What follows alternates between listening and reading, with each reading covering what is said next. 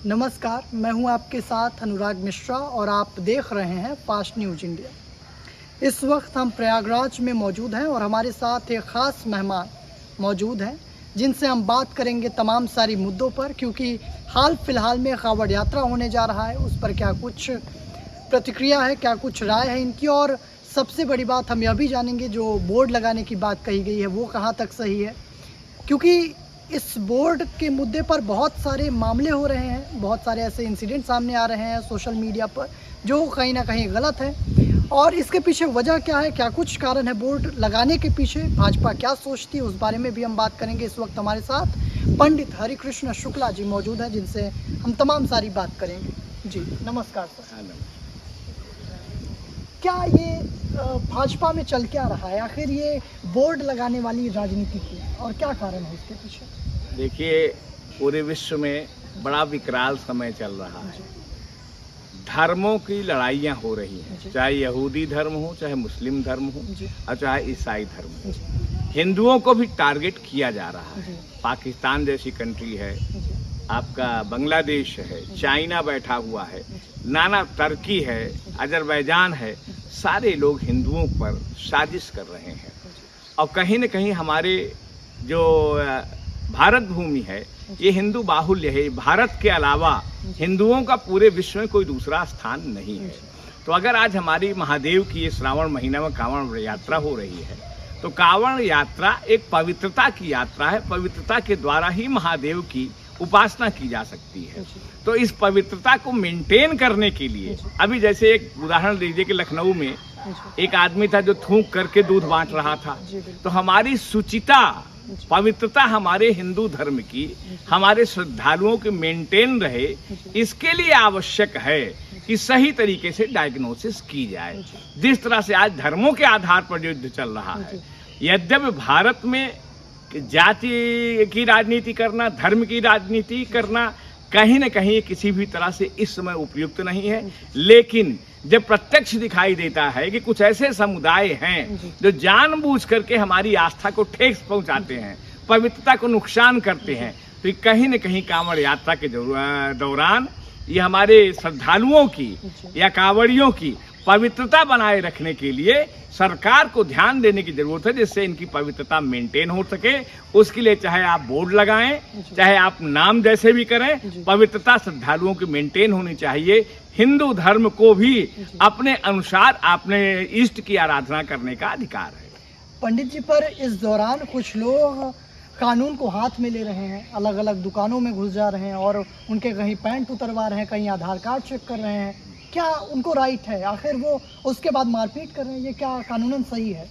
मूलतः अगर केवल कोई संविधान, देश का संविधान कानून के अनुसार जीना चाहता है, सहिष्णुता के आधार पर जीना चाहता है और सबको साथ लेके जीना चाहता है, तो मूलतः ये हिंदू कौम है।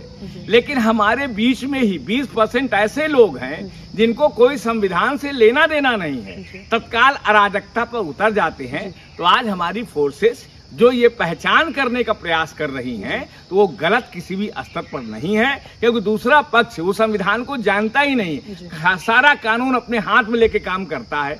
तो हमारे लोगों को, हमारे अपने धर्म को बचाने के लिए, श्रद्धालुओं की शुचिता को बचाने के लिए अगर कुछ ऐसे वॉलंटियर सामने आकर पहचान करने का प्रयास कर रहे हैं, तो ये कोई गलत बात नहीं है, ये होना चाहिए।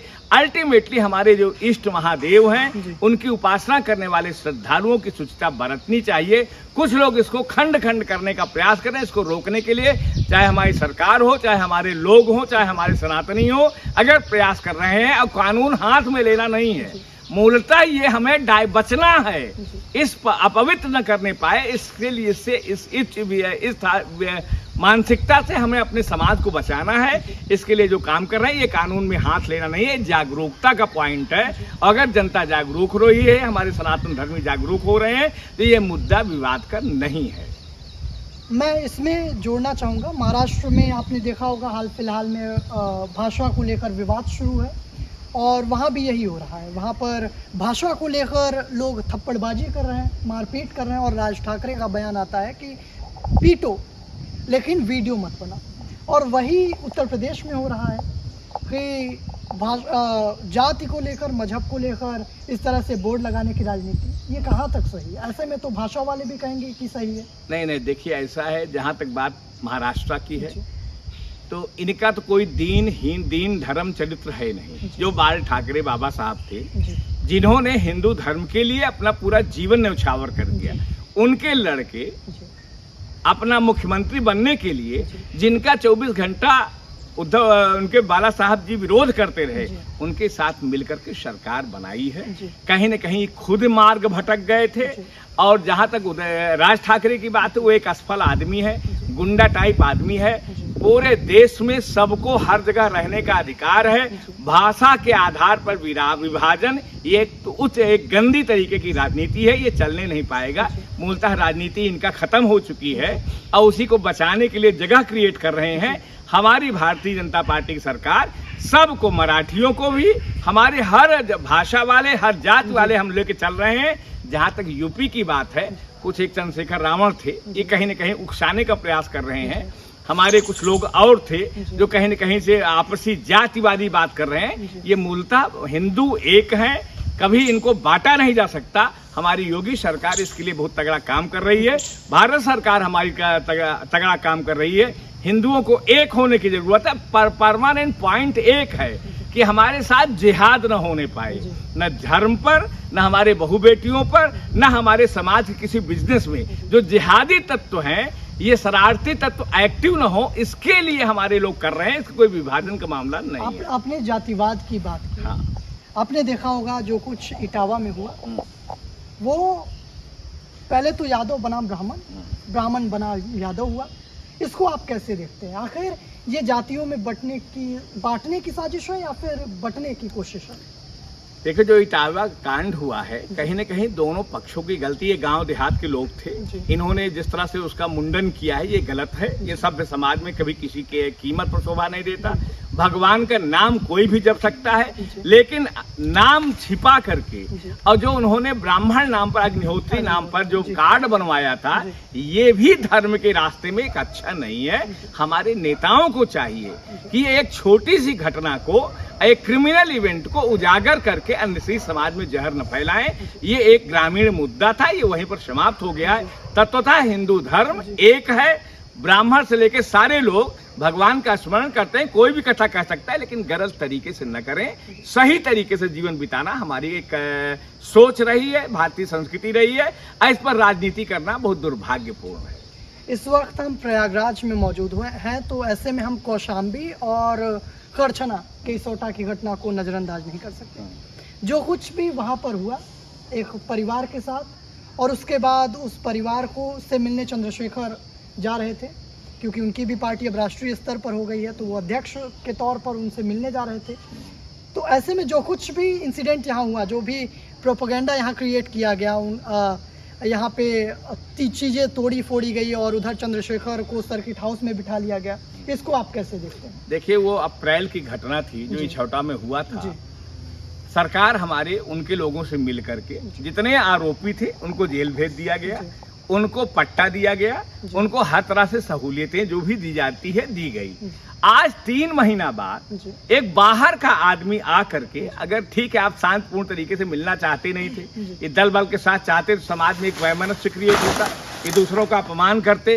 कहीं न कहीं हमारे पुलिसकर्मी जो थे, ये चाहते थे कि आप आराम से मिल लें, लेकिन ये भीड़ के साथ जाना चाहते थे। इनको जो सर्किट हाउस में रोका गया, इसलिए रोका गया कि अराजकता इनका राजनीति का एक पहलू आए, अंग आए। जैसे पाकिस्तान का पहलू है आतंकवाद, तो अराजकता फैलाना इस चंद्रशेखर का एक पहलू आए। हालांकि चंद्रशेखर जी ने कहा कि हमें अकेले ही जाने दो, लेकिन पीड़ित परिवार से मिलना जरूरी है मुझे। ऐसा कुछ भी नहीं है। ये जो वो 3 महीना पहले, अभी 3 महीना पहले कहाँ थे? 3 महीना पहले की घटना है। ऐके बाद जो यहाँ सिराथू में जो हुआ है, एक जिस तरह से अन्याय हुआ था, ये मूलतः एक गंदे तरीके की राजनीति है, एक अलग अराजकता की राजनीति है। अराजकता की राजनीति है। उसके बाद हमारा लॉ एंड ऑर्डर है, हमारी पुलिस है, हमारा डिपार्टमेंट है, सारे लोग काम कर रहे हैं। और अगर आपको जाना था साइलेंटली आप चले जाते, लेकिन जिस तरह से हंगामा हुआ, ये 3000 लोग बाहर से आपके पूरे डिस्ट्रिक्ट से बुलाए हुए थे लोग, उन्हीं लोगों ने जो आतंक क्रिएट किया, ये कहाँ की राजनीति है? ये एक गलत तरीके का आतंकवाद। तो ये भी कह सकते हैं कि इतना बड़ा नेता आ रहा है तो आसपास के लोग सुनेंगे तो जाहिर सी बात है अपने नेता से मिलने जाएंगे। नहीं तो नेता का मतलब अराजकता थोड़ी ना हो गई। आप संवैधानिक दायरे में रह के काम करिए ना भाई। आपका कहना तोड़ फोड़ जो हुआ वो गलत। ये तोड़ फोड़ आप इनके ऊपर इनसे लगाया जाए, गलत चीज है ये। अब आज देखिए, आज तो वो बाहर निकल गए, वो सांसद बन गए। हमारे करछना के जो सीधे साधे लोग हैं ये फंस गए। अब इनका जीवन कैरियर खराब हो जाएगा, इसकी जिम्मेदारी चंद्रशेखर नहीं लेंगे। भारतीय संविधान में किसी भी तरह की अराजकता की इजाजत नहीं दी जा सकती। और समझने वाली बात है, ये दर्शकों को समझना चाहिए कि उसमें 90% युवा थे जो कि अभी भी शायद या तो 20 साल के नीचे थे, 20 साल के नीचे थे। ऐसे युवाओं को अपनी राजनीति को चमकाने के लिए आग में झोंकना ये गलत चीज है। इनको रोजगार दीजिए, आप इनके लिए कुछ काम करिए, ये सेटल हो, कायदे से इनकी जिंदगी चले। नेता का ये कार्य होता है। इनको अपने फायदे के लिए यूज करके और समाज में जहर फैलाना कहीं न कहीं आज की डेट में तो खड़े तो नहीं दिखाई दे रहे हैं। ये राजनीति का एक गंदा पहलू है। इस तरह से राजनीति नहीं की जानी चाहिए। ये एक आतंकवादियों की राजनीति है। और अंत में जिस तरह से पल्ला झाड़ लिया गया कि वो हमारे लोग नहीं थे, इसे आप कैसे देखते हैं? क्योंकि अंत में जब लाइव आए वो और तमाम मीडिया के लोगों से बात करना उन्होंने शुरू किया तो वो उन्होंने कहा कि वो हमारे लोग नहीं थे, वो कोई और लोग थे। ये समाज में एक गुंडई करने का तरीका ही राजनीतिक दल नहीं है। कहीं न कहीं आगे चल के इनका भी पोल खुलेगी। ये हमारे जो जनता को, हमारे युवाओं को आज की डेट में आग, आप 5,000 रुपए दे दो कहीं भी आग फैल जाएगी। ये तो पाकिस्तान वगैरह में होता है टेररिस्टों के साथ कि पैसा दो, आतंक ईंटा फेंकवाओ। कश्मीर में हो रहा था। तो इस तरह की राजनीति के लिए हमारे भारत में कोई स्थान नहीं, लोकतंत्र में कोई स्थान नहीं, ना ये राजनीति चल पाएगी। ये शॉर्टकट तरीका है कि किसी तरह से जनता को एक्सप्लॉइट करो और अपनी राजनीति करो। ये राजनीति का युग खत्म हो चुका है, ऐसा नहीं हो जाएगा। समाज में जहर करके, यहाँ इलाहाबाद प्रयागराज में भी 66 करोड़ लोग आए थे, पूरा शांत इलाका है। आप युवाओं को बरगला करके अपनी राजनीति के लिए एक अपना इवेंट बनाना चाहते हैं, मीडिया में आना चाहते हैं। किसका नुकसान हो रहा है? इन गरीब बच्चों का, इन लोगों का। इनके लिए कुछ करिए, तब उसके बाद अपना हाईलाइट करिए। इनको आतंकवादी बना के हाईलाइट मत बनिए। अपने आप को आप चमका रहे हैं इनकी कास्ट पर, और आज बोलते हैं हमारा कोई मतलब नहीं है। भारत में इस तरह की राजनीति का कोई स्थान नहीं है। संवैधानिक दायरे में आप आके काम करिए। कोई नहीं करेगा भाई, सारे लोग आते हैं। और 3 महीने पहले घटना, और आप अब आ रहे हैं। इसके बाद जिस आदमी ने वहां आत्महत्या की है कौशाम्बी में, इसका जिम्मेदार कौन होगा? इसी तरह के लोगों ने तो गुंडई जबरदस्ती कराया है, तभी तो आक्रोश पनपता है। बोलता है ये कहीं न कहीं से गलत दिशा में इनका प्रयास था। इस तरह की राजनीति नहीं की जानी चाहिए, रोका जाना चाहिए। अब क्षेत्रीय नेता है, महाकुंभ को आप कैसे देखते हैं? क्योंकि महाकुंभ इतना विशाल हुआ, भव्य हुआ, और उसमें कहीं ना कहीं कुछ क्षतियाँ भी हुई, तो इसको आप कैसे देखते हैं? वर्ल्ड वाइड और प्रयागराज में क्या कुछ विकास इस दौरान कराया गया? देखिए, आज 20,000 वर्षों से ये महाकुंभ चल रहा है। प्रयाग की पावन भूमि है, तीर्थराज प्रयाग है। यहाँ पर मकर रेखा में जब सूर्य आते हैं और बृहस्पति जब वृष राशि में आते हैं, और इसके बाद अमावस्या जब होती है तो गंगा यमुना सरस्वती का पावन पर्व लगता है। नॉर्मली पाप नाशक है ये। तो दुनिया भर के लोग, 66 करोड़ लोग आए, और जिस तरह से ये कुंभ संपन्न हुआ, ये अपने आप में पूरे विश्व की सबसे बड़ा एक कार्यक्रम था। और जितना बड़ा धार्मिक इकट्ठापन जो इकट्ठा हुए थे, किसी धर्म में भी संभव नहीं है। मूलतः जरूरत है कि जो, चूंकि ये इंटरनेशनल क्या वर्ल्ड की सबसे टॉप स्पॉट है, इसको उसी स्तर पर इसको विकसित करने की, पर्यटन स्थान बनाने की, संरक्षित करने की जरूरत है। अगर प्रयागराज पर सरकार ध्यान देती है या हमारे प्राइवेट लोग हैं वो ध्यान देते हैं इसको डेवलपमेंट करने के चक्कर में, यहाँ की जो 15 डिस्ट्रिक्ट की अर्थव्यवस्था है वो, ये प्रयागराज की ये भूमि उस गरीबी को दूर कर सकती है। कहीं न कहीं इस पर काम करने की जरूरत सरकार यद्यपि जो हो सकता है काम कर रही है, रोडें बन गई, तमाम चीजें, लेकिन एक जो खुशी के संसाधन, एक साफ सुथरा पर्यटन के लिए जो हमारा माहौल, इंटरनेशनल स्तर का वर्ल्ड क्लास पर्यटन स्थल जो होना चाहिए प्रयागराज संगम, ये अभी इसमें काम करने की आवश्यकता है। जब सरकार इस पर करेगी, ये हमारे जो प्राइवेट संगठन वाले लोग हैं, प्राइवेट हमारे इंडस्ट्रियलिस्ट लोग हैं, इस पर लेंगे तो हिंदुओं का ये एक बहुत बड़ी थाती है, कहीं न कहीं एक हमारी सांस्कृतिक विरासत है। अगर ये डेवलप करती है तो यहाँ के आसपास रहने वाले 15 डिस्ट्रिक्ट डेवलप कर जाएंगे। इस पर सरकार को फोकस करने की जरूरत है, सरकार फोकस करेगी इस पर।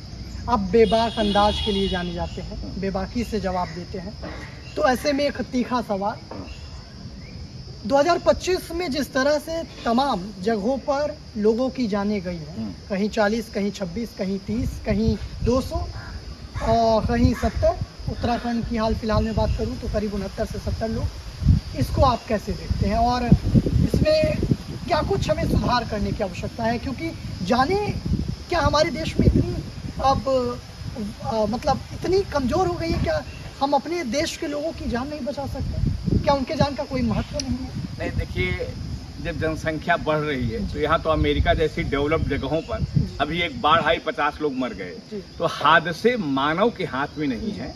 बिल्कुल इसको रोकने का प्रयास किया जाना चाहिए। लोगों को, जनता को एजुकेट करना चाहिए किस तरीके से आप स्नान करें। या जो हादसे हो रहे हैं, सरकार को भी इस पर सीरियस होने की जरूरत है, जनता को भी सीरियस होने की जरूरत है। अगर हजार करोड़ लोग अपने पीआर और इन तमाम सारी चीज़ों में खर्च कर सकते हैं तो लोगों को सिखाने के लिए क्या कुछ पैसे खर्च नहीं किए जा सकते, समझाने के लिए? आने वाला युग, अभी हमारा भारत 10-12 साल से पूरे वर्ल्ड की चौथी इकोनॉमी बन चुका है। एक विकसित भारत होगा आने वाले समय में, और आने वाले समय में 10-5 साल के अंदर आप देखिएगा कि एक एक जान की कीमत हमारे भारत में होगी। अभी हम लोग बेसिक पर काम कर रहे थे, रोटी, कपड़ा, मकान, शिक्षा और स्वास्थ्य, और इसके बाद जो इंटरनेशनल थ्रेट्स हैं इस पर हम काम कर रहे थे। सरकार हमारी इस तरफ भी जाएगी आगे चल के। एजुकेशन के क्षेत्र में, सुरक्षा के क्षेत्र में हर दिन प्रयास हो रहे हैं। क्योंकि इतनी बड़ी जनसंख्या पूरे वर्ल्ड की है तो इसको, पूरे भारत की है, इसको कंट्रोल करने में समय लगेगा। इसमें पैसे की भी जरूरत है, जागरूकता की भी जरूरत है, सिविल डिफेंस को भी डेवलप करने की जरूरत है। आने वाले टाइम में सरकार इसके लिए काम करेंगे, हादसे कम होंगे, इसमें कोई डाउट नहीं बात। बहुत बहुत धन्यवाद आपका। तमाम सारे मुद्दों पे हमने चर्चा किया, प्रयागराज से लेकर दिल्ली तक, यहाँ तक कि गुजरात तक। हमने इसोटा की भी बात की, साथ ही साथ हमने कौशाम्बी की बात की। हमने तमाम सारे मुद्दों पर बात की जिस पर आप भाजपा के नेताओं की बात सुन रहे होंगे, लेकिन बेबाकी से पंडित श्री हरिकृष्ण शुक्ला जी अपनी बातों को रखते हैं, इसीलिए मैंने इनसे बात किया। और तमाम सारे मुद्दों पर आपकी राय क्या है, आप अपनी राय भी रखें। तमाम सारे मुद्दों के बारे में उन्होंने बेबाकी से बताया और जिसमें जो भी समस्या है उस बारे में भी उन्होंने खुल के कहा, खुल के जिक्र किया। खैर, आज के लिए बस इतना ही। जल्द ही हम मिलेंगे नए खबर के साथ, नए लोगों के साथ। तब तक के लिए हमारे साथ बने रहें। इस वक्त मैं मौजूद हूँ प्रयागराज में। धन्यवाद।